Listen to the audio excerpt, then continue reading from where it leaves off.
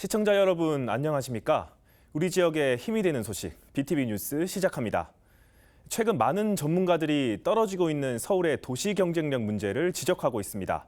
주거, 교통 등 여러 인프라에서 문제점이 드러나고 있다는 건데요. 첫 소식, 서울의 도시 경쟁력과 연결된 재개발 이슈를 짚어봅니다. 강북구 미아동 일대는 고도지구 규제로 묶여 사실상 시간이 멈췄던 곳입니다. 40년이 넘는 낡은 주택과 가파르고 좁은 골목은 점점 주민들을 떠나가게 만들었는데요. 이곳에 고도지구 규제 완화가 처음으로 적용된 재개발이 추진됩니다.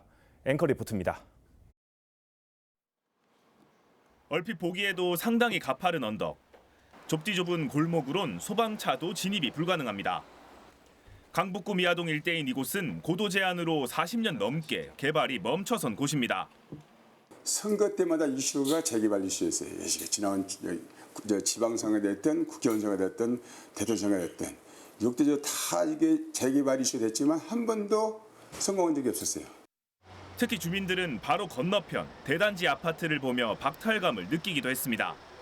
4차선 도로를 기점으로 대규모 아파트 단지와 재개발 불가 지역으로 나눠져 버린 겁니다. 이상하기 위해서 여기만 이렇게 도로가 오히려 가까운 아래 동네는 왜 안 되고 재개발이. 저 SK 같은 데는 전부 다 산꼭대기인데도 저렇게 몇 수십 층을 올라가는데 그게 불만이었어요, 솔직한 얘기로. 그랬던 미아동의 재개발 사업이 고도지구 규제 완화로 속도를 내게 됐습니다. 신속 통합기획으로 추진된 재개발 사업은 평균 45m, 최대 25층까지 개발이 가능해지면서 사업성을 확보했습니다. 이에 따라 13만 제곱미터 부지에 2,500세대 이상의 대단지 아파트가 들어설 예정입니다. 금년 1월 18일 날 여기가 이제 평균 15층, 이제 여기 지구 단위 중심역 근처만 이렇게 해서 혜택을 봐서 이제 3차 간담회 때 원만하게 다 합의 이루어져 가지고 그동안 쌓아온 과정은 굉장히 힘들었는데 단지 기본 계획안이 나와서 이렇게 우리 주민설명회 때 이렇게 조감도 보고 하니까 주민들은 굉장히 만족도가 높았어요. 고도지구 규제 완화를 위해 노력한 강북구도 행정 지원에 나섭니다.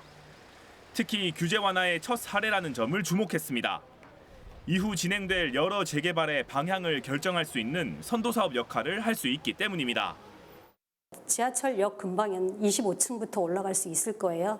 그러다 보니까 동별로 유연하게 높이 제한을 할 수가 있어서 아마 사업성이 크게 늘어났습니다. 그래서 이렇게 됨으로 인해서 앞으로 우리 구는 지구 중심 지역뿐만이 아니라 모든 역세권에 한해서 저희가 정비 사업을 할 때에 평균 45층을 적용해달라고 서울시에 건의할 예정이에요. 재개발은 북한산으로 이어지는 2개의 통경 구간을 확보해 최대한 북한산의 경관 가치를 보호할 수 있도록 진행됩니다. 북한산 인근은 10에서 15층의 중저층으로 역세권 구역은 최고 25층까지 개발될 예정입니다. BTV 뉴스 양진호입니다. 마찬가지로 성동구 마장동 466번지 일대 역시 20년 넘게 재개발이 지지부진하다 최근 주택정비사업 조합 설립 인가가 났습니다. 함께 추진되고 있는 5곳의 정비구역도 조합 설립을 순차적으로 추진하고 있습니다. 이재영 기자입니다. 저층 주택들이 빼곡히 들어있어 좁은 골목 탓에 소방도로조차 확보가 되지 않았습니다. 건축물의 80% 이상이 노후주택으로 주차장 환경도 열악합니다. 주민들은 20년 넘게 재개발을 추진해왔지만 공유 지분이 발목을 잡았습니다. 전체 7만 4천여 제곱미터 가운데 3만여 제곱미터가 공유 지분. 토지 한 필지를 50명에서 100여 명이 소유권을 공유하고 있어 재산권 행사가 어려웠지만 올해 이 문제가 풀리면서 재개발에 속도를 내기 시작했습니다. 마장동 457번지 일대는 총 6개 구역의 가로주택 정비 사업이 진행 중입니다. 이 가운데 466번지가 조합 설립 인가를 받으면서 첫 단추를 끼웠습니다. 각 조합이 7개 조합이다 보니까 7개 조합이 그 건축 협정을 맺어서 서로 이익이 되게끔 협정 맺어서 이익되게끔 진행하는 것이 남은 과제입니다. 그리고 얼마나 빨리 진행하느냐 이게 남은 과제라고 할 수 있습니다. 현재 2, 3구역은 주민 동의율이 법적 기준을 맞춰 빠르면 오는 8월 조합 설립 인가가 날 것으로 보입니다. 나머지 4, 5, 6구역도 순차적으로 조합 설립 신청을 낼 예정입니다. 6개 구역의 정비 사업이 완료되면 최고 35층의 아파트 단지로 2,000세대를 공급할 계획입니다. BTV 뉴스 이재원입니다. 동대문구는 청량리역 일대 9개 전통시장을 세계적인 관광형 전통시장으로 통합 개발하는 청량 마켓몰 조성 사업을 추진하고 있습니다. 얼마 전 이에 대한 용역 보고회도 있었는데요. 이필영 구청장을 만나 현재까지 그려진 구상과 계획을 들어봤습니다. 김진중 기자가 보도합니다. 경동시장과 양령시장, 청량리 시장의 통합 개발을 통해 세계 탑5 시장으로 만들겠다 밝혔던 이필형 동대문 구청장. 지난 6월 말 열린 용역 보고회 이후 진행되고 있는 상황을 설명했습니다. 청량리역에 이제 11개 노선이 오는데 그렇다 그러면 이제 엄청난 그 흐르는 인구가 있는데 그거를 이 푸드마켓하고 마켓몰 개념의 아주 최첨단의 그 전통시장의 그 틀을 바꾸는 그것을 통해 가지고 청량리가 흐르는 도시에서 머무는 도시로 이제 갈 수 있도록 저희들이 기반 시설 투자, 그 다음에 또 그런 이 디자인을 좀 하고 있는 그런 겁니다. 9개 시장의 농수산품을 신선하고 저렴하게 배송하는 시스템 구축은 물론 인공지능, 사물 인터넷, 로봇 등 전통시장 내에 첨단 기술이 구현되고 관광객들이 찾는 공간으로 만들어 가겠다는 것. 크게 동부와 서부로 나눠 동부는 전통 먹거리와 함께 젊은 층이 많이 찾는 핫플레이스로 개발하고 서부는 현대화된 시장에 초점을 맞춰 개발하겠다는 구상입니다. 우리가 이제 동편 쪽에는 이제 그런 이 푸드의 어떤 그 새로운 그 몰을 하고 이 서쪽은 그 경동시장을 재편하는 그런 것도 저희 내부적으로는 검토를 하고 있어요. 그래서 이제 시장 상인들의 뜻을 모아서 시장 상인들이 생각하는 미래, 또 저희들이 생각하는 미래를 해서 그 접점을 찾아서 그 대화를 앞으로 1, 2년 동안 해나가면 방향이 나올 수 있을 것 같습니다. 이필형 동대문구청장은 청량 마켓몰 사업과 함께 한방 대표 시장인 서울 양령시장 활성화 계획도 밝혔습니다. 제천시와 영천시, 대구 중구와 경남 산청 등 지자체와 협의체를 만든 데 이어 올 10월 대규모 한방 컨퍼런스를 통해 한방 약재의 효능과 경쟁력을 알려나가는 데도 힘쓰겠다고 설명했습니다. BTV 뉴스 김진중입니다. 화곡역 교차로 부근은 강서구안에서 교통정체가 심한 구간으로 꼽히는 곳입니다. 이러한 교통 문제 해소를 하기 위해서 화곡터널을 넓히려는 계획이 추진되고 있습니다. 강현준 기자가 취재했습니다. 서울시 강서구 까치산역에서 가양나들목 구간인 강서로 하루 평균 약 4만 대의 차량들이 오갑니다.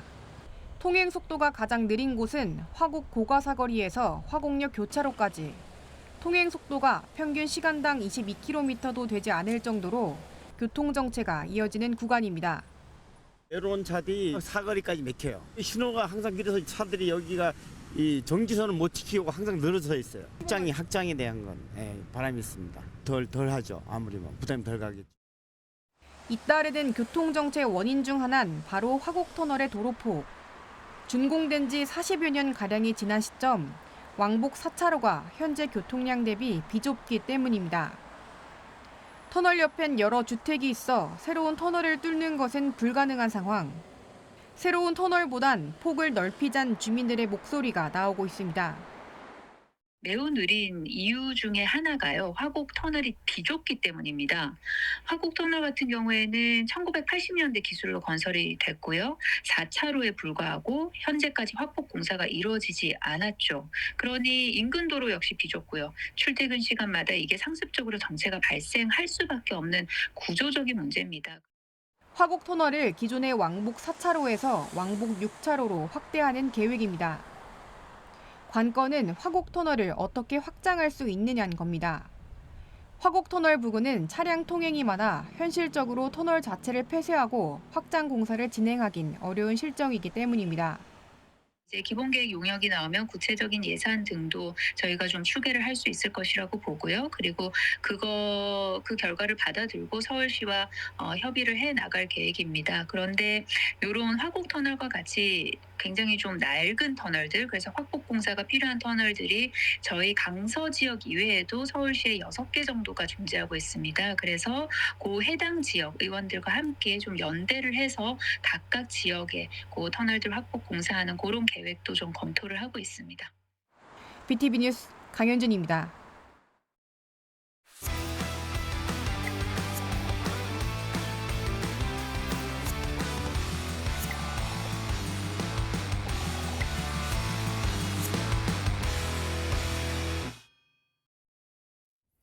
지역 소식을 주민이 직접 전하는 주민통신원 순서입니다.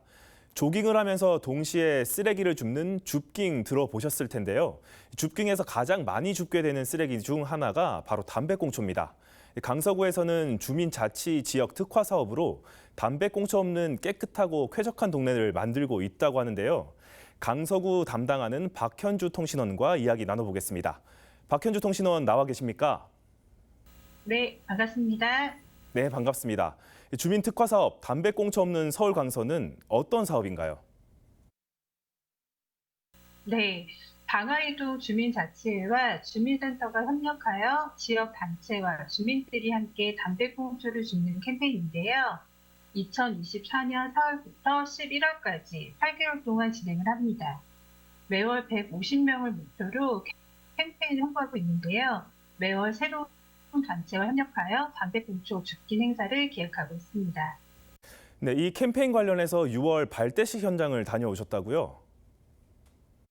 네, 방화이동 주민센터 다목적실에서 담배꽁초 줍기 발대식이 열렸는데요.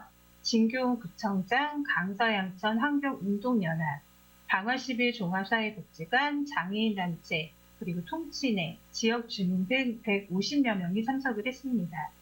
참석한 150명은 3개조로 나누어서 지역의 쓰레기와 담배꽁초를 주었는데요. 유동인구가 많은 개화산역과 인근 주택가 골목을 비롯해서 방화초등학교, 공항고등학교, 통학로 주변까지 줍깅을 진행했습니다.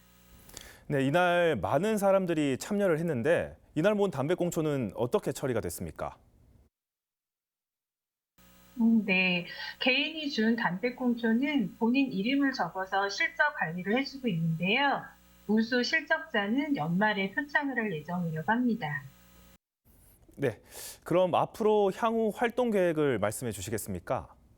네, 7월에는 솔로몬 지역아동센터와 환경의 날에 맞추어서 담배꽁초 줍기를 실시를 하고요.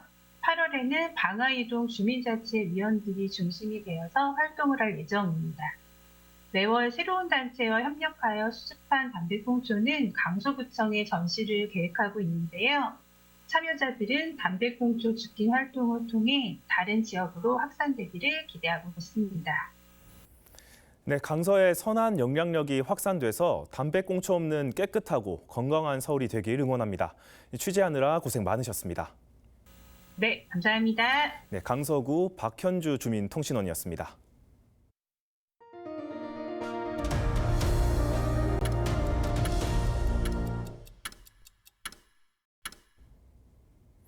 종로구 의회가 후반기 의장단 선거를 치렀습니다.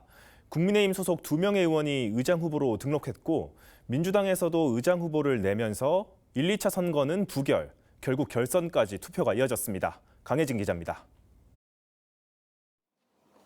종로구의회 개원 이래 처음으로 의장 선거에 3명의 후보가 출마했습니다.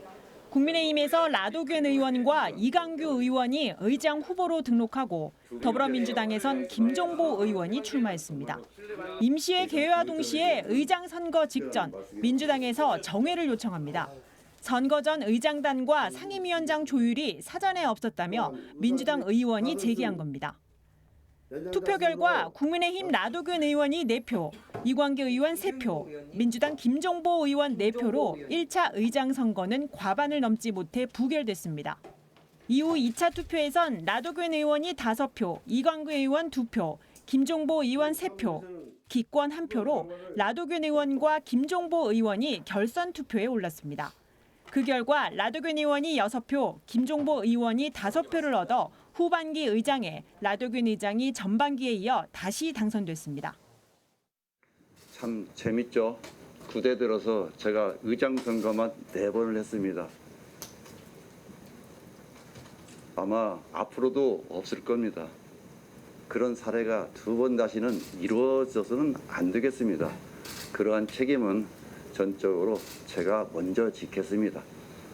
아울러서 여기 계신 의원님도 같이 저와 함께 성찰의 기회가 됐으면 참 좋겠습니다. 부의장에는 민주당에서만 2명의 후보가 출마했습니다. 이미자 의원과 정재우 의원이 1, 2차 투표 결과 과반수를 넘지 못해 결선까지 이어졌습니다. 결국 마지막 투표에서 정재우 의원 7표, 이미자 의원 4표로 정재우 의원이 국민의힘 5표를 얻어 후반기 부의장에 당선됐습니다. 모범적인 의정 활동할 수 있도록 또한 우리 나도균 의장님과 함께 우리 종로의회가 어떻게 하면 잘 이끌어갈지 항상 토의하면서 회의하면서 우리 종로의회 이끌어가는데 안방 살림을 하는 어머니의 마음으로 임하겠습니다.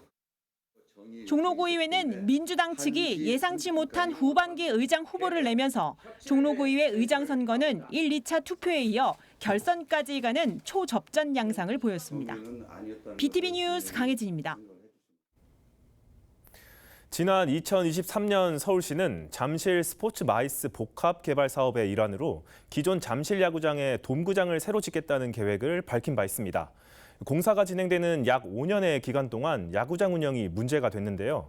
프로구단과의 논의 결과 잠실 주경기장을 대체 야구장으로 활용하는 것으로 결정됐습니다. 김진중 기자가 보도합니다. 서울시의 잠실 스포츠마이스 복합개발 사업 계획으로 잠실 돔구장 건립 공사가 진행되는 약 5년 동안 잠실 주경기장이 대체 야구장으로 활용됩니다. 서울시는 오는 2027년부터 2031년까지 5개 시즌 동안 잠실 주경기장을 LG와 두산의 프로구단 홈구장으로 사용한다고 밝혔습니다. 당초에 고척구장에 대한 활용 부분도 있었는데 여러 가지 문제점 때문에 타구장을 활용하는 것도 힘들고 또 이제 근본적으로 잠실이 야구의 성지고 또 수도권 또 강남 주민들 또 그래서 또 구단의 그런 요청에 의해서 잠실 주경기장을 대체구장으로 확정하기도 했습니다. 지금 돔구장, 민자구장이 건설이 되면 32년부터는 돔구장에서 시즌을 시작하게 됩니다. KBO와 LG, 두산 관계자들도 참석해 대체구장 결정에 대한 기대와 안전한 관람 환경 조성 의지를 나타냈습니다. 야구계와 서울시는 그 최선의 솔루션을 찾기 위해서 관련 전문가들의 의견을 청취하고 또 고견을 수기하면서 오랜 기간 진중하게 의논하고 검토해 왔습니다. KBO는 향후 잠실 야구장이 더 나은 미래를 준비하는 과정에 있다고 생각합니다.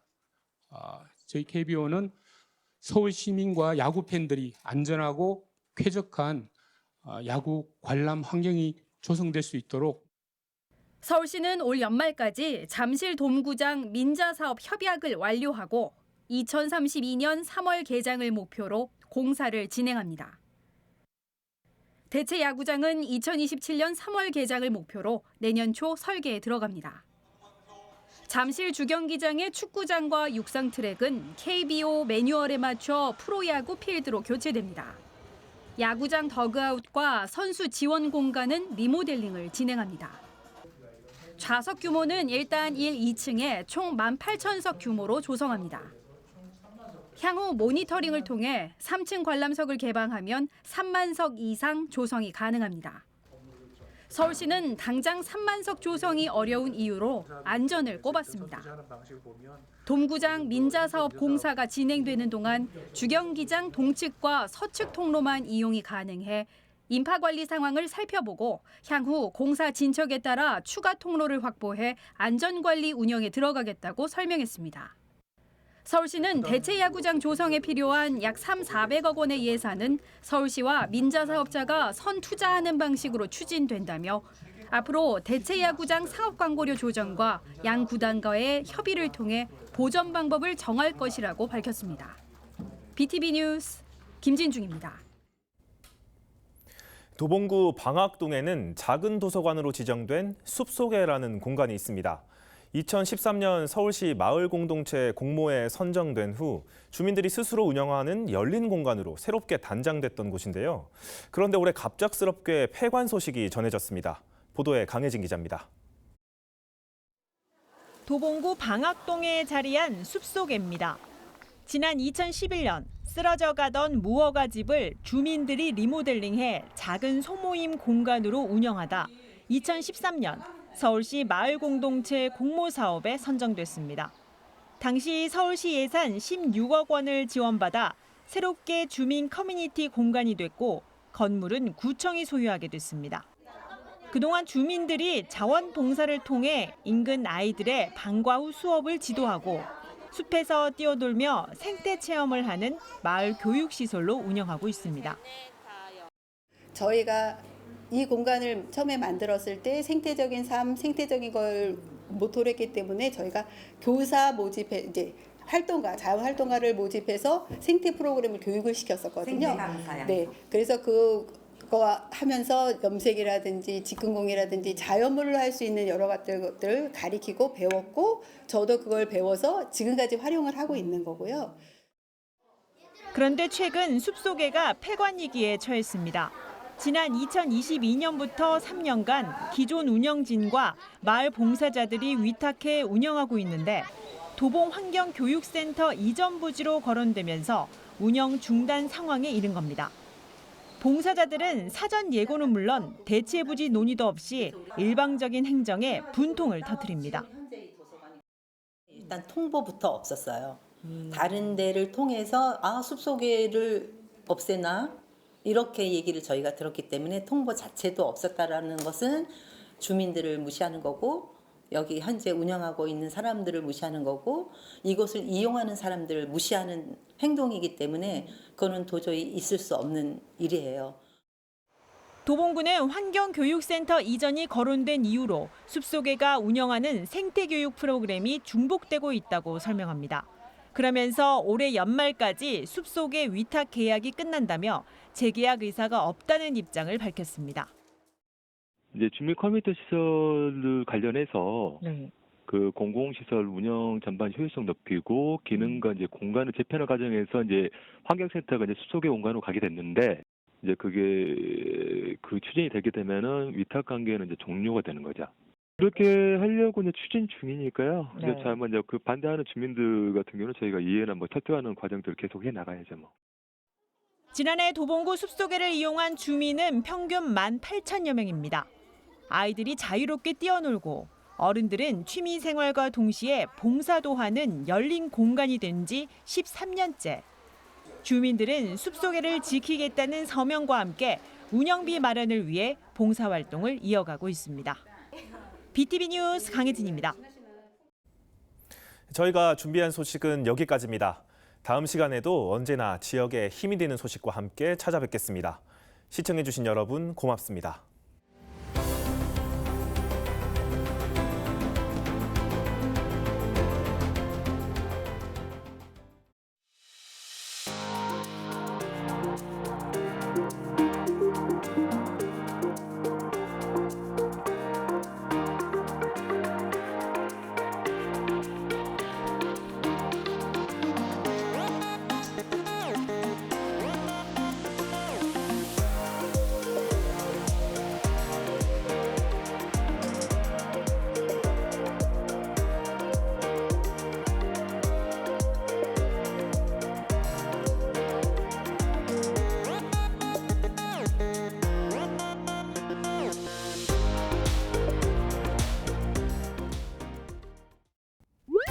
BTV 뉴스를 더 많이 보고 싶으시다면 여기 구독 버튼을 눌러주세요. 추천 영상도 누르면 바로 재생됩니다. 또 다양한 서울 소식을 보고 싶으시다면 휴대폰에서 가지 앱을 다운로드해보세요. 저희 BTV 뉴스를 시청해주셔서 감사합니다.